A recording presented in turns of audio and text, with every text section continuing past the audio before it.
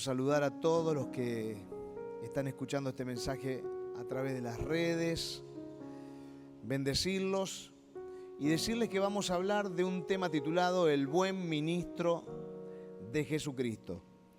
Este mensaje lo vamos a hablar en toda esta semana en los hogares que educan y quiero hablarlo en el día de hoy nuevamente porque este mensaje tocó fuertemente mi corazón y es un mensaje de Pablo a Timoteo.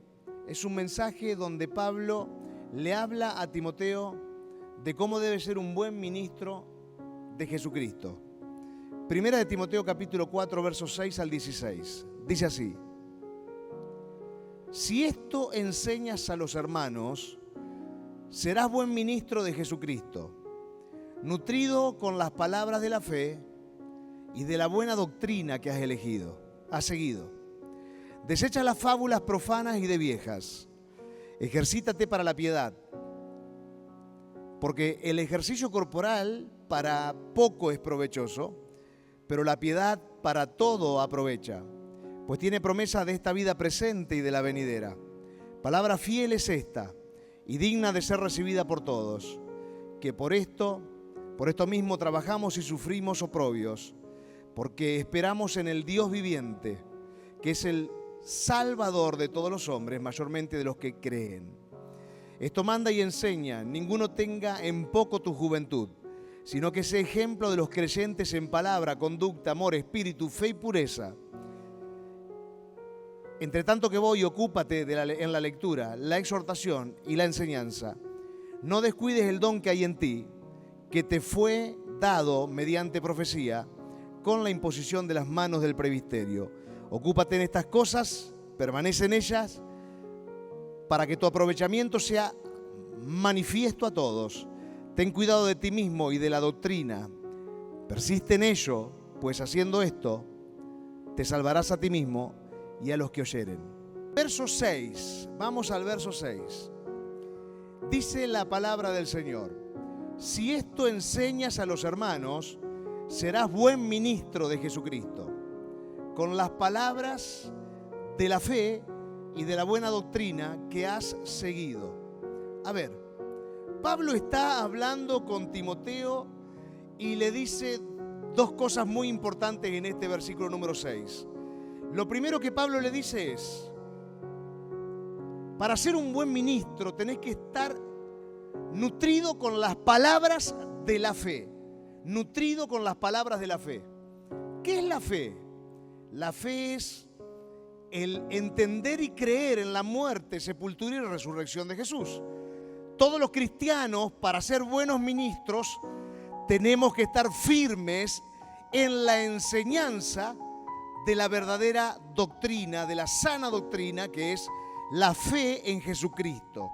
Entonces Pablo en el libro de los Corintios enseña en 1 Corintios capítulo 15 del 1 al 4: además os declaro, hermanos, el evangelio que os he predicado, el cual también recibisteis, en el cual también perseveráis, por el cual asimismo, si retenéis la palabra que os he predicado, sois salvos, si no, creísteis en vano.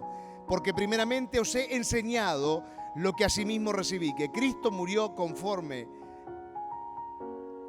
por nuestros pecados, conforme a las Escrituras, y sigue enseñándonos el verso 5, este verso, que Cristo fue sepultado y Cristo fue resucitado. Entonces, nuestra fe está fundamentada en la muerte, sepultura y resurrección de Jesús. Pero lo segundo que le dice Pablo es: para ser un buen ministro hay que defender y hay que cuidar la buena o la sana doctrina. Pablo en ese momento comienza a ver las desviaciones que hay. Y en las desviaciones se mete el sincretismo dentro de la iglesia.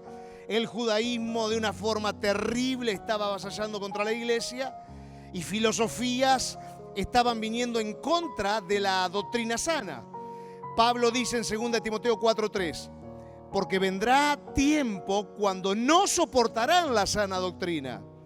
O sea, ¿qué va a ocurrir? Va a haber un mover tan fuerte de espíritus demoníacos que la sana doctrina no la van a poder escuchar. Mucha gente va a rechazar la sana doctrina, sino que teniendo comezón de oídos, dice Pablo, acumularán para sí maestros conforme a sus propios deseos, ¿Dónde están los deseos? La Biblia nos enseña, la neurociencia nos enseña que el inconsciente produce emociones, las emociones producen pensamientos, los pensamientos producen sentimientos, los sentimientos son deseos. Bien, entonces cuando comenzamos a rechazar la sana doctrina es cuando vamos camino hacia lo que deseo, lo que siento, lo que quiero según mi carne. Y dice Pablo, ojo Timoteo, porque en el futuro van a venir personas que van a estimular, en vez del evangelio en Jesús, van a estimular los deseos, los sentimientos, van a estimular las emociones, pero no van a estimular hacia la sana doctrina. Y a Tito, otro hijo espiritual de Pablo, Pablo le dice, Tito capítulo 2, verso 1, Tito capítulo 2, verso 1, pero en cuanto a ti, enseña lo que está de acuerdo a la sana doctrina. Pablo era un ferviente defensor de la sana doctrina. Pablo sabía que venían cualquier cantidad de maestros que iban a enseñar los deseos que la gente tiene, las emociones, cómo llenar las emociones de la gente, cómo conectarse con motivaciones o manipulaciones con las personas. Entonces Pablo dice que la iglesia no deje de predicar a Jesucristo muerto, sepultado y resucitado. En el verso número 7 Pablo ahora le dice, pero en cuanto a ti, Timoteo, enseña lo que está, desecha las fábulas profanas y de viejas, le dice. Ejercítate en la piedad, porque el ejercicio corporal para poco es provechoso, pero la piedad para todo aprovecha, pues tiene promesa en esta vida presente y de la venidera. Pablo está ahora poniendo el enfoque en lo eterno, ¿bien? Entonces, mirando lo eterno, está hablando con Timoteo y le dice, mirando allá lo eterno, te invito, Timoteo, que mientras estás en la tierra, la piedad, que es la que tiene compasión, empatía, amor hacia las personas, la piedad sea lo que vos a diario ejercitás.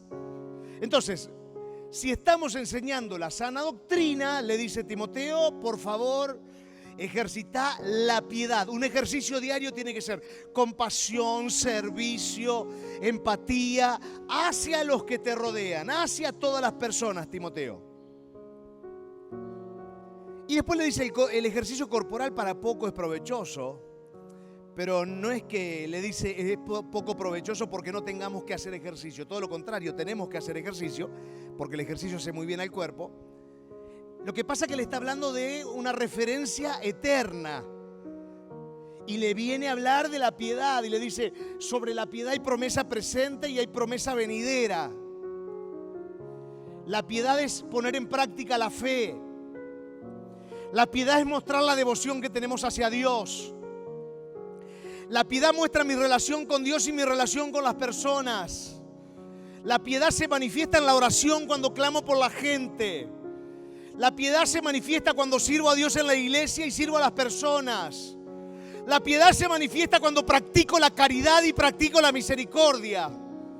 Entonces Pablo le dice, Timoteo, si vas a enseñar la sana doctrina, tenés que ejercitar la piedad. Porque predicar la sana doctrina sin ejercitar piedad, compasión, empatía, amor, servicio, no pega. Saltamos del verso 7 al verso 12. Timoteo era un muchacho de aproximadamente unos 30 años cuando Pablo le está escribiendo esta carta. Se convierte a lo mejor a la muy temprana edad, porque su abuela y su mamá eran dos personas cristianas creyentes. Su papá era griego, o sea que era descendiente de un griego y descendiente de una mujer que seguía a Jesucristo. Entonces le dice, como ya de temprana edad comenzó a ejercer el ministerio, le dice, Timoteo, guarda con esto, que nadie tenga en poco tu juventud, sino sé ejemplo de los creyentes en palabra, conducta, amor, espíritu, fe y pureza. Entonces, Pablo le pide que entienda algo. El ministerio no depende de la edad que uno tiene. Vos podés tener una edad muy joven. Tal es así que David tendría 15, 16 años cuando el Señor lo llama para que venza a un gigante llamado Goliat. Y tenemos más ejemplos de muchachos muy jóvenes. Entonces, Si la persona es bien preparada, como fue preparado Timoteo por su abuela y por su madre, a temprana edad puede ejercer el ministerio. Entonces, Pablo le dice, para un cachito, Timoteo, no consideres que tu temprana edad no te da autoridad y poder para poder ministrar la palabra, la sana doctrina que tenés que ministrar. Entonces, Pablo le dice, lo que le da valor y le da autoridad a tu ministerio es lo siguiente. Ahí lo ves en la pantalla. Que estudies la palabra. Que tengas una buena conducta. Que te manejes en amor. Que seas un hombre espiritual. Que tengas firme la fe en Jesús. Y que tengas pureza, o sea, santidad. Pablo entonces descarta el paradigma de que la edad es un freno o un límite para que una persona haga un extraordinario ministerio. Y le dice por el contrario, si hay palabra, si hay buena conducta, si hay amor, si hay espiritualidad, si hay fe, si hay pureza, tenés un gran ministerio, Timoteo. Verso 13 le dice, entre tanto que voy, ocúpate en la lectura, número 1, observen, número 2, en la exhortación y número 3, en la enseñanza. 3 palabras. Usamos estas 3 palabras, lectura, exhortación y enseñanza. Nuevamente, lectura, exhortación y enseñanza. 3 ocupaciones que Pablo le pide que tenga, porque le dice, ocúpate. O sea, vos tenés 24 horas al día, haces un orden de prioridades, te vas a ocupar de lo que son tus prioridades. Pablo le dice, ocúpate, dale prioridad a 3 cosas.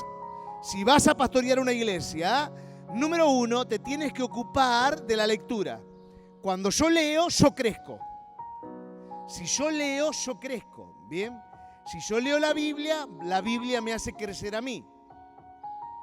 Número 2, te pido que trabajes sobre la exhortación.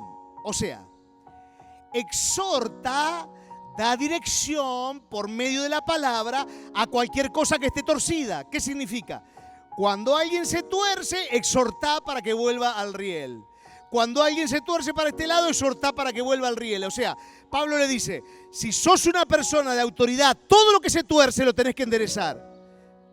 ¿Cuántas veces? Las veces que sea necesario, hasta que quede enderezado. Entonces, Pablo ahora le dice, ocupate de la palabra para crecer.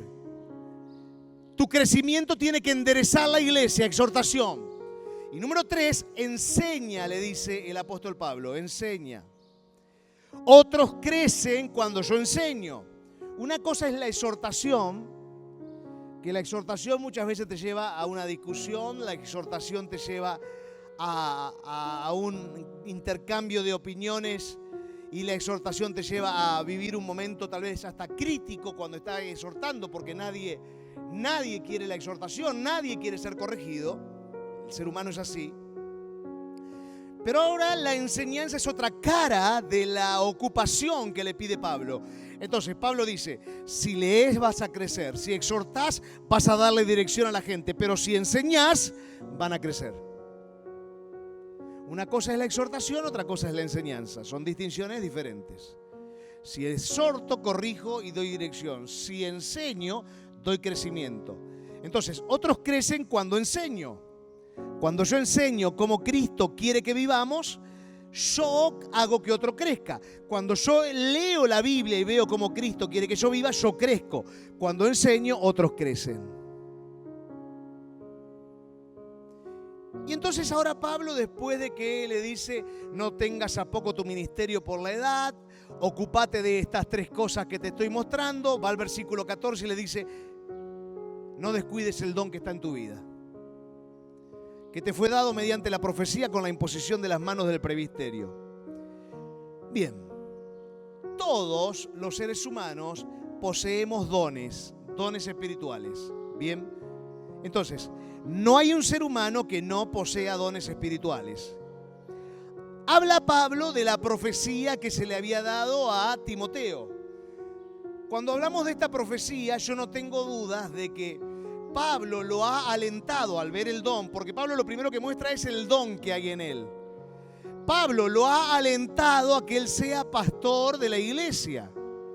Tampoco tengo dudas de que su mamá y su abuela, viendo las condiciones de este muchacho Timoteo le han hablado, o sea, han forjado proféticamente o declarativamente, ¿sí?, con afirmaciones sobre el muchacho, han forjado el destino pastoral en la vida de él.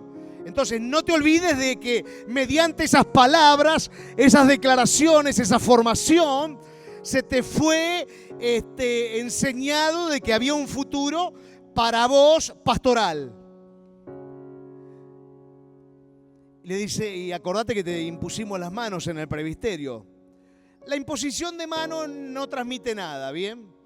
La imposición de manos hace esto. Sos parte de los nuestros, sos de nuestro equipo. Eso hace la imposición de manos. Estás con nosotros, estamos con vos, somos de un mismo equipo. Lo que imparte la imposición de manos puede ser microbios, después nada más. Porque cuando hubo imposición de manos por algo que se vio en el libro de los Hechos y en algún otro libro, fue por un caso específico, por un caso cultural, extremadamente cultural. Así como era cultural para los hebreos decir, levanten la mano derecha para que la bendición se transmita a la gente. No. La bendición viene del cielo, no viene de la mano derecha que otra persona levante. La bendición viene de Dios, pero culturalmente se entendía y se creía que una persona levantando la mano derecha impartía bendición. Como cuando una rama de los judíos venía la muerte a alguien, ellos creían que el espíritu de la persona quedaba 4 días girando alrededor y por eso Lázaro fue levantado, por ejemplo. Entonces, creencias que no son bíblicas se impusieron como cultura, pero como cultura que no tiene nada que ver con lo que el Señor Jesucristo nos enseña a cada uno de nosotros. Entonces, vos podés en un presbiterio no imponer las manos y la persona termina siendo un extraordinario ministro o una mujer ministra de Dios terrible, más que la persona a la que se le impuso las manos. Entonces Pablo le pide que se ocupe de su llamado, de su don, que no lo descuide, que no se enfoque en otras cosas. Por eso le dice, ocúpate de estudiar la Biblia, ocúpate de exhortar, ocúpate de enseñar a otros. No descuides el don, porque si el don se descuida, se enfría. Y en el verso 15 y el 16, que son los últimos 2 versículos que voy a leer en esta enseñanza, le vuelve a repetir la palabra ocúpate en estas cosas. Permanece en ellas para que tu aprovechamiento sea manifiesto a todos. O sea, cuando la Biblia repite un concepto es porque Dios quiere poner un acento arriba. ¿Bien? Dios está poniendo un acento. Ocúpate. Lee la Biblia, exhorta a los que se están corriendo, no importa si se ofende, y enseñales a todos para que crezcan. O sea, no es solo exhortación, no es solo enseñanza, no es solo leer, es una y otra cosa que van juntitas de la mano y según el momento indicado uno la tiene que utilizar. Entonces le dice Pablo, si vos haces esto vas a estar aprovechando tremendamente tu ministerio. Ahora, ten cuidado de ti mismo y de la doctrina. Ten cuidado de ti mismo y de la doctrina. Persiste en ello, pues haciendo esto te salvarás a ti mismo y a los que te oyeren. Entonces Pablo, entendiendo de que la doctrina estaba siendo atacada tremendamente, bien, por toda la comunidad que rodeaba el mundo cristiano, porque recién estaba comenzando a florecer el cristianismo. Pablo, viendo esto, que era un choque de cultura o un choque de espíritu, le dice, cuídate de vos mismo, no vayas a ser que seas engañado por esa doctrina, por esa cultura. Y persistí en esto, en la lectura, exhortación y enseñanza. Pablo le estaba diciendo, ocúpate de lo verdadero, ocúpate de lo importante. Cuídate de vos mismo, cuídate de la doctrina. Siempre mantén el foco de manera correcta.